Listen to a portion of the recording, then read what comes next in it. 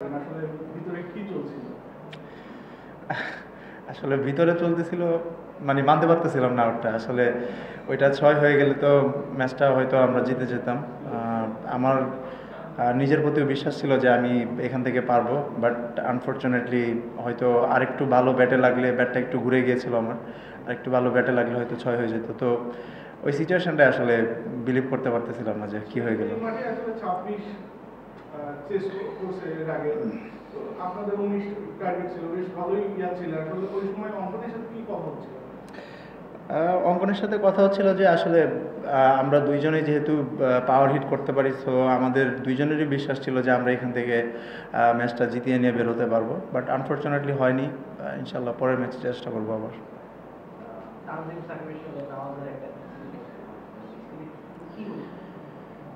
আসলে আমি তো বাইরে ছিলাম, আপনারা না এখনো আলোচনা হয়নি কারোর সাথে। আমরাও বাইরে থেকে দেখেছি, আপনারাও বাইরে থেকে দেখেছেন।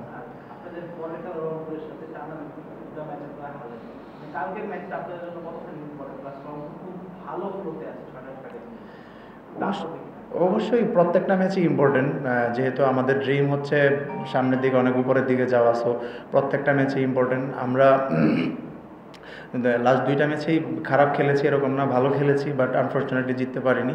সো পরের ম্যাচটা অবশ্যই রংপুর ভালো খেলছে, ভালো টিম, টাফ অপোনেন্ট, সো আমাদের নিজের সেরাটা খেলতে হবে যদি তাদের সাথে জেতা লাগে।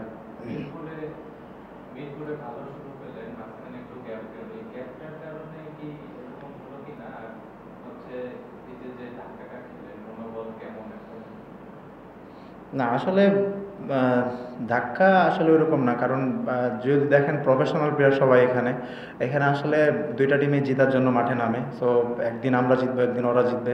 তো এটা আসলে মনোবল ভাঙার কিছু নাই। অ্যাজ এ টিম আমরা সবাই নিজেদের প্রতি বিলিভ রাখতেছি।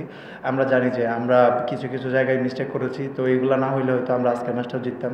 তো যে জায়গাগুলোয় মিস্টেক হয়েছে অবশ্যই আমাদের কথা হবে এগুলো নিয়ে। তো আমরা চেষ্টা করবো যেন পরের ম্যাচগুলোয় এই মিস্টেকগুলো কম করে যেন আমরা পরের ম্যাচগুলোয় আবার জিততে পারি।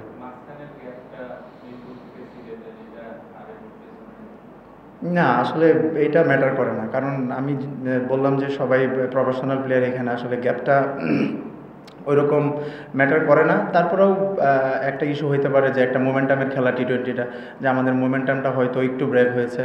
তো আশা করি যে খুব তাড়াতাড়ি আবার আমরা মোমেন্টাম ধরতে পারবো ইনশাল্লাহ সামনের ম্যাচগুলোয়।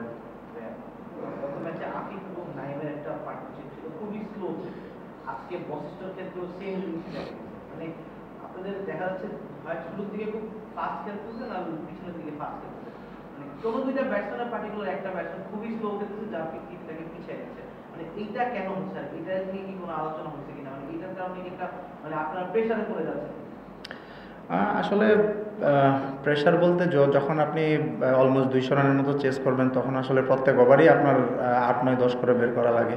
তো আসলে দেখা যাচ্ছে যে 3-4টা ওভার যদি আপনার রান কম হয়ে যায়, তখন কিন্তু রান রেটটা বেড়ে যায়, যেটা আমাদের লাস্ট দুইটা ম্যাচে হয়েছে। যে আমরা দেখা যাচ্ছে যে লাস্ট 8-9 ওভার আমরা 13, 13.5 করে আমাদের চেস করা লাগতেছিল। তো এটা আসলে টি-20 ক্রিকেটে পসিবল, ইম্পসিবল না, বাট টাফ হয়ে যায় যারা চেস করে তাদের জন্য। তো আমার কাছে মনে হয় যে আমাদের যে আমি বললামই যে আমরা কিছু মিস্টেক্স করেছি, তো এই মিস্টেক্সগুলো নিয়ে অবশ্যই আমাদের টিম মিটিংয়ে কথা হবে, যেন পরের ম্যাচগুলো আমরা ভালো খেলতে পারি।